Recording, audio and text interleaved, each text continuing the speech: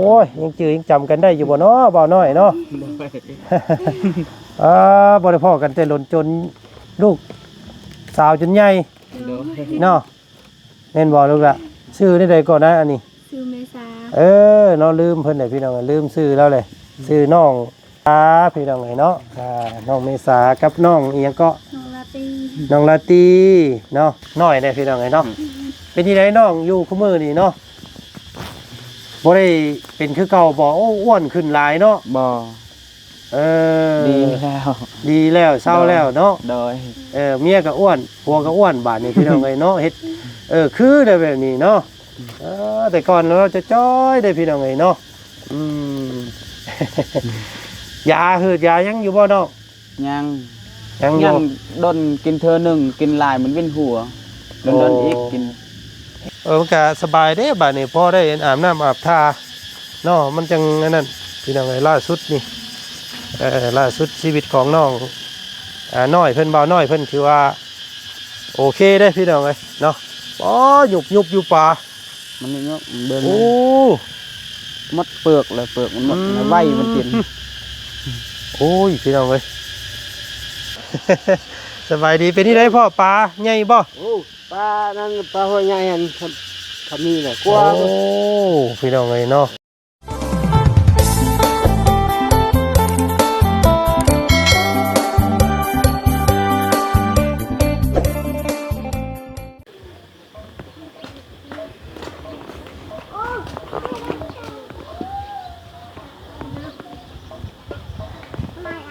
เนาะนี่ก็สิเป็นหน้าบ้านเฮือนชานของน้องใด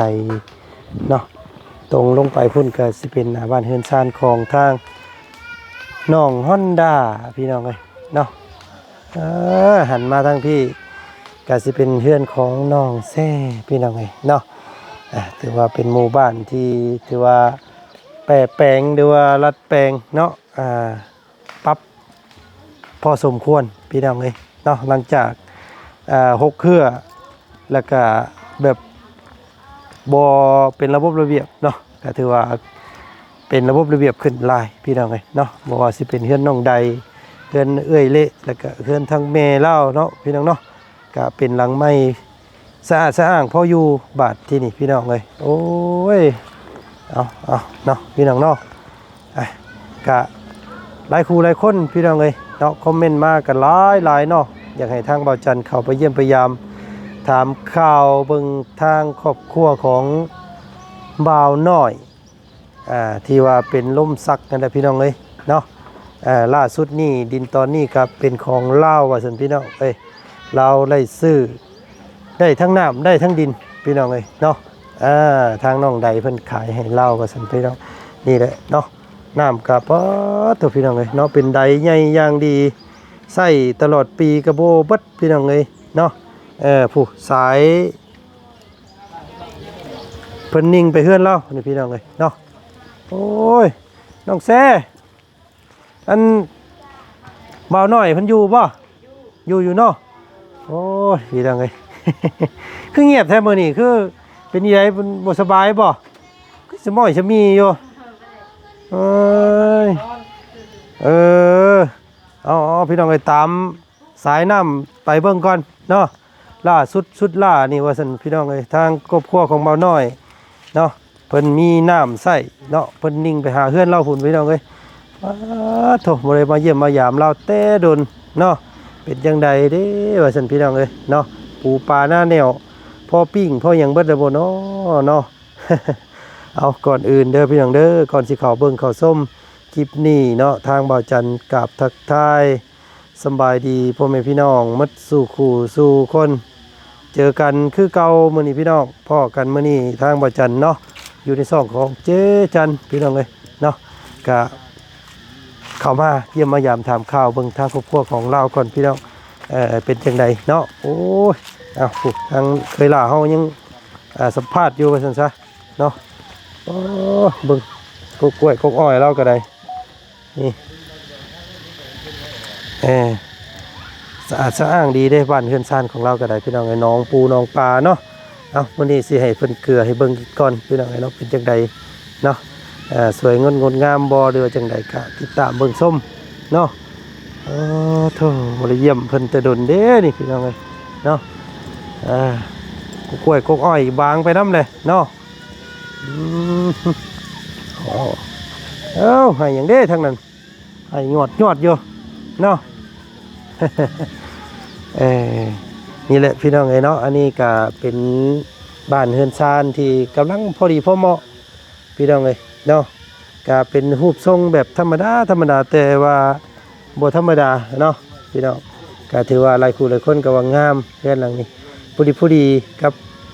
อ่าสภาพแวดล้อมว่าซั่นๆพี่น้องเอ้ยเนาะนี่โตเนาะก็สำหรับครอบครัวหลังนี้กับมีหลายคู่หลายคนพี่น้องเอ้ยทางครอบครัวของไอ้คำพัดรีเริ่มได้แรกๆเนาะพี่น้องเนาะแล้วก็เป็นครอบครัวของวันสุริเพชรพี่น้องเอ้ยแล้วก็เป็นครอบครัวของโอ้ยหลายคนพี่น้องเอ้ยบ่จัดกันลืมเลยเนาะพี่น้องเนาะ รถด้ามรถแมคโครเพิ่นเนาะใหญ่บ่ดอกบ่เด้พี่น้องเอ้ยเสียงกระแหบเว้าหยังกระบุดเข้าใจปานใดพี่น้องเอ้ยเนาะต้นหมักคุ้งหมักห้อยเราก็บักใหญ่หนึงบาทนี่อ๋อโตพี่อันนี้คือหลังเก่าเราพี่น้องเอ้ยเนาะอันนี้รถมอเตอร์ไซค์ทางครอบครัวเพิ่นก่อนเนาะมาโอ้มาลมน้ำพี่น้องเอ้ยเนาะมาพี่น้องเนาะมาลุงจันทร์เดี๋ยวมาหามาก่อนสบายดีเนาะสบายดีเด้อเนาะโอ้ยยังจำกันได้อยู่บ่เนาะบ่าวน้อยเนาะบ่ได้พ้อกันแต่หล่นจนลูกสาวจนใหญ่เนาะแม่นบ่ลูกล่ะชื่อนี่ใดก่อนนะอันนี้ชื่อเมษาเนาะลืมเพิ่นได้พี่น้องลืมชื่อแล้วเลยชื่อน้องพี่น้องเนาะน้องเมษากับน้องอีหยังก็น้องลาตีเนาะมี2คนนี่เลยเนาะแม่นบ่เป็นยังไงเนาะมาแต่ละเทื่อกับบ่ได้ค่อยเข้าไปเยี่ยมพยายามเราจักเทื่อเนาะมารอบนี้โอ้ยพี่น้องเนาะแวะเข้ามาดินมาเอ็นเล่าเบิ่งก่อนว่าซั่นน้องลาตีก็จนใหญ่ชีวิตเช้าแล้วนี่เฮ็ดกะลุยอยู่นี่เฮ้ยเนาะเป็นแต่แพงแท้นี่บ่น้องอันขออนุญาตอันติดอันหมักระเบิดเนาะอันวาวน้อยได้พี่น้องเนาะเป็นที่ไหนน้องอยู่คุมือนี่เนาะบ่ได้เป็นคือเก่าบ่โอ้อ้วนขึ้นหลายเนาะบ่ดีแล้วเศร้าแล้วเนาะโดยเมียก็อ้วนผัวก็อ้วนบาดนี้พี่น้องเนาะเฮ็ด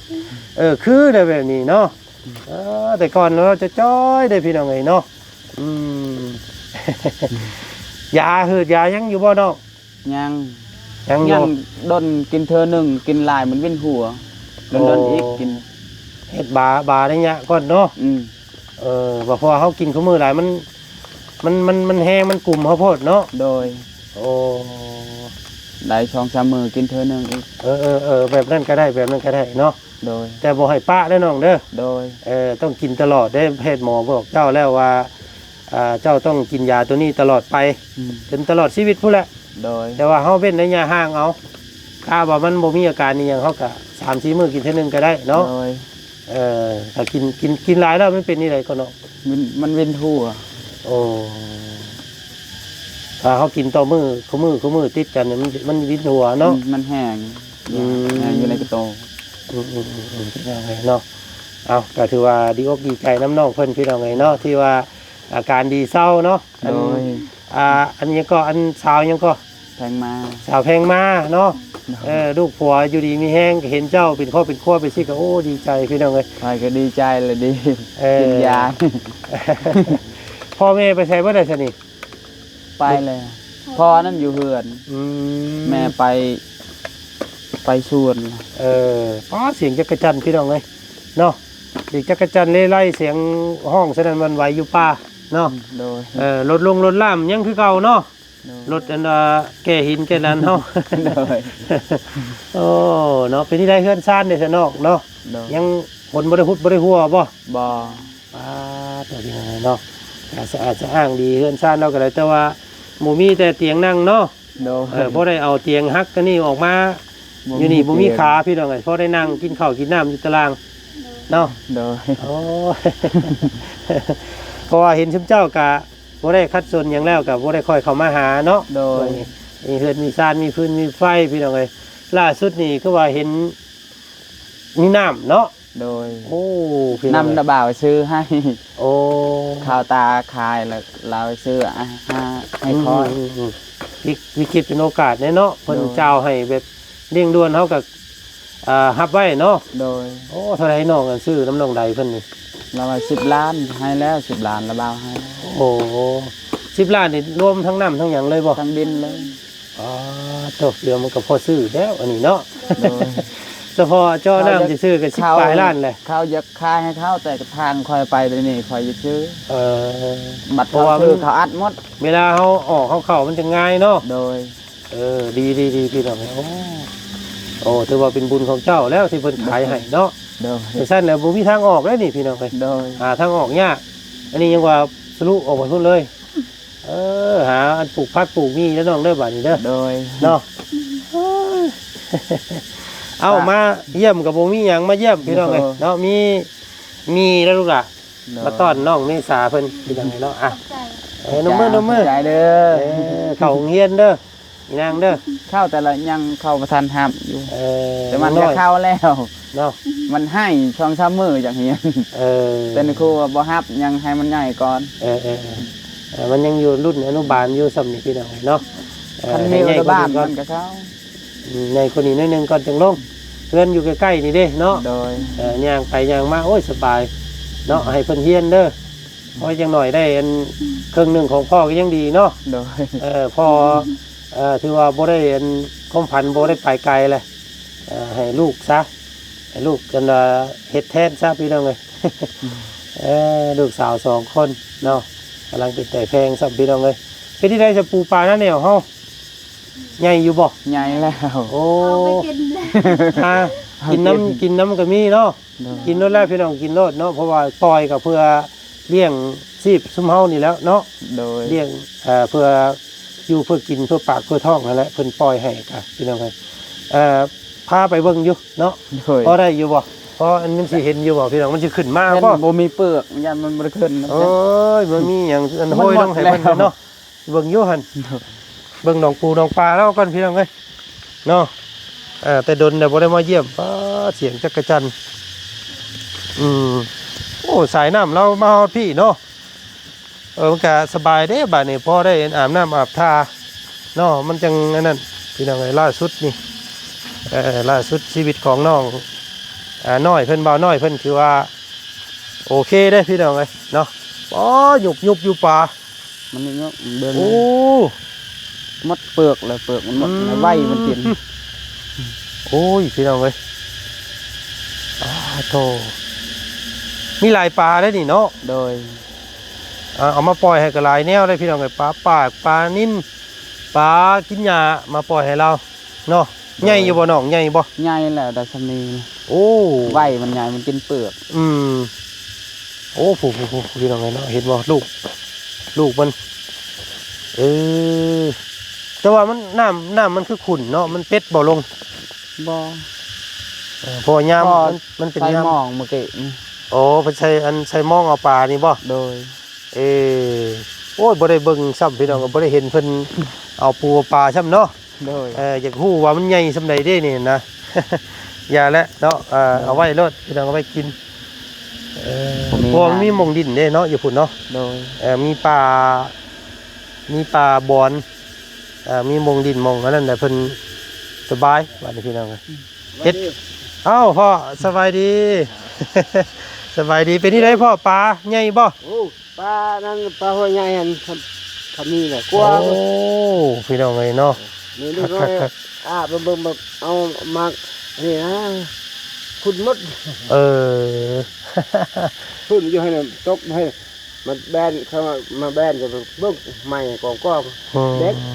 ลาดอยู่ลาดเต้ทำนี่ เพิ่นเอาแกงน้องดินเนาะพี่น้องเอ้ย เอานี่มา เขาแย่มากนี่ อ๋อเพิ่นแย่หมักม่วงพานนี่เพิ่นดึกเอา โดยพุ่น โอ้ผมมือนี่น้อย โอ้มันมีอันนั้นเนาะมีต้นอันนี้พี่น้องเอ้ยมองพาน ม่วงพานมีต้นหมักม่วงดินมะพร้านเนาะเพิ่นเอิ้นเนาะ บักม่วงหินมะพร้านแต่ฝั่งไทยเอิ้น ไอ้คู่มือเขากินครับ มันกินนี่ได้พอหมากมัน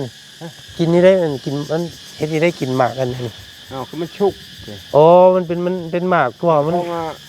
ในมันอยู่ออกนอกเลย อันเพิ่นกินตัวในมันน่ะบ่ บอกกินอันนั้นก็กินในมันกินเนี่ย บ่เคยกินจักเทื่อ ในมันเนี่ยขายเป็นกิโลเลย โอ้อันนี้พอปลูกบ่ ปลูก จักปีแล้วพอปลูกต้นมะหิมพานต์ วัน10 ปีแล้ว นี่นะ กี่ขายก็ ส ได้ บายดีเด้อพ่อเด้อเนาะสบายดี โอ้ยมาดินนะมาเยี่ยมมายามมื้อนี่บ่ได้มาเบิ่งแต่ดนเนาะมีแต่พุ่นละยามผ้ายามฝนยันแต่มันล้นเหมือนเลยเนาะเอาแยงเอาหยังขังไว้เด้อบ่ได้เด้อยันปลาไป แต่ว่าส่วนหลายนี่ปลาเลี้ยงนี่มันจะบ่ค่อยไปปานใดเด้เนาะมันจะอยู่ตลอดพี่น้องเอ้ยโอ้ยบ่ได้มาใกล้เพิ่นแต่ดนได้พี่น้องเอ้ยเนาะปลาปูใหญ่บ่แล้วว่าซั่นเนาะ เอ้า ปลาดุกเอ้ยทำดำพาเลยได้ บ่ ไว พ พวกสองหน่วยพอถ้ามากิน มันกินหัวปวกเนาะมันใหญ่ไว้เนาะ ทั้งพวกทั้งห้ำมันใหญ่ตะกี้ยังน้อยลูกมันปล่อยให้เลยเกลือห้ำมันบ่กินนี่โอ้คัน มีหยังบ้านลงไปนี่บุยุบแล้วบ่นี่ ยุบเลย ไอ้บ่น่ะมีหยังหิบลงให้เบิ่งอยู่หั่นหน่อยหนึงมันบ่มีบ่ กันเลิกตะดอกไม่มีไม่ใช่ ขี้แกบบ่มีเนาะ บ่มี โอ้ยเบิดแล้วพี่น้องเอ้ยเรือซาดบาดนี่ มีเปลือกนี่ ส่งขี้ใหญ่อยู่ป่าปลาดุกเนาะมันพอมันเป็นตมมันดินแบบนี้ในปลาดุกมักเลย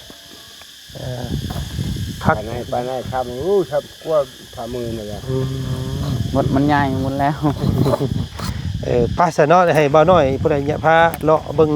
ที่เบิ่งทางเพิ่นใหม่เพิ่นก่อนพี่น้องไอ้เนาะทั้งระเบ้าบ่เพิ่นซื้อให้เพราะ โดย ระเบ้าซื้อให้บ่าวน้อยเพิ่นว่าสันดิน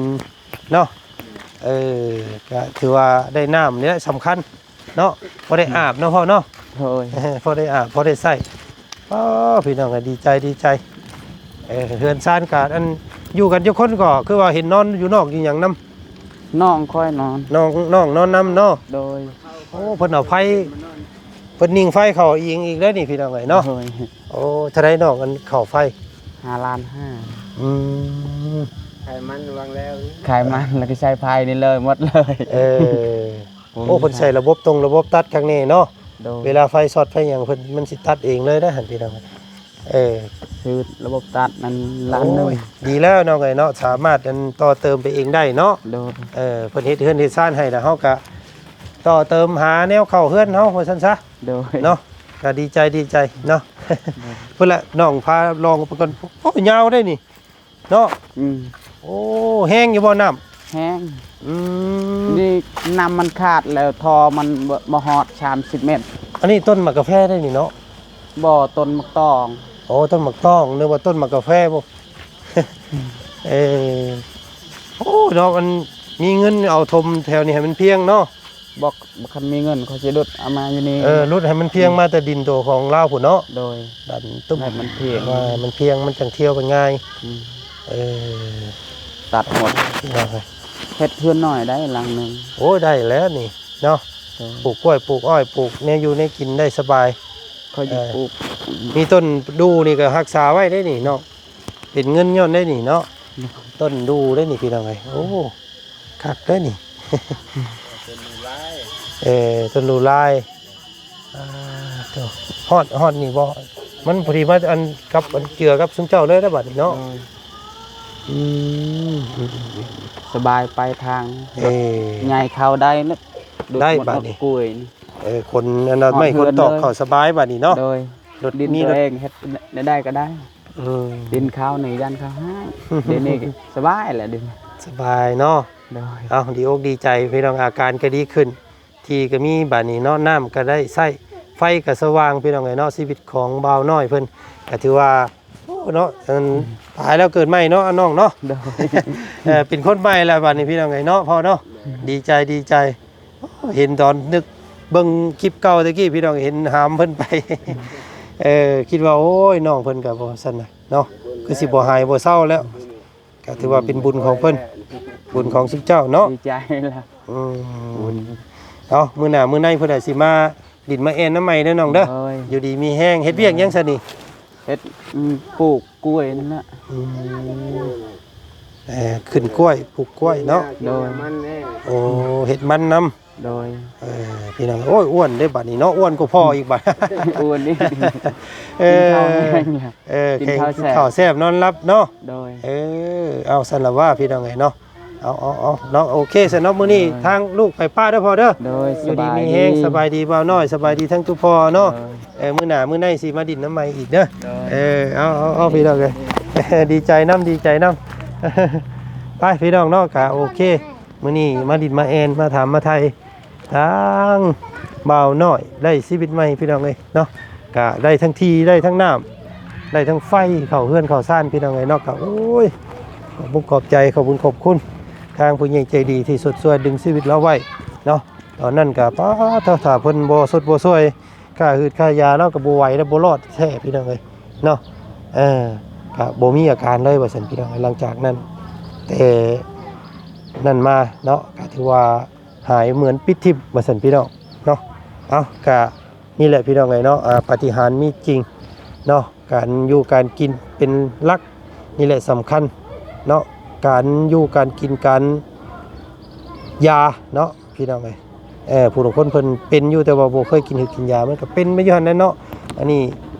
เฮาต่อเติมเฮาเพิ่มยาเข้าไปมันก็ดีเศร้าพี่น้องก็ดีอกดีใจเนาะเอามื้อนี้ทางบ่จันทร์ก็โตจบคลิปนี้เพียงเท่านี้ก่อนเด้อพี่น้องเด้อเนาะเจอกันอีกคลิปหน้าคลิปนี้สบายดีสวัสดีเด้อเจอกันใหม่เนาะเจ้าพี่น้องได้ที่ได้ดินเนาะดีใจนำเรา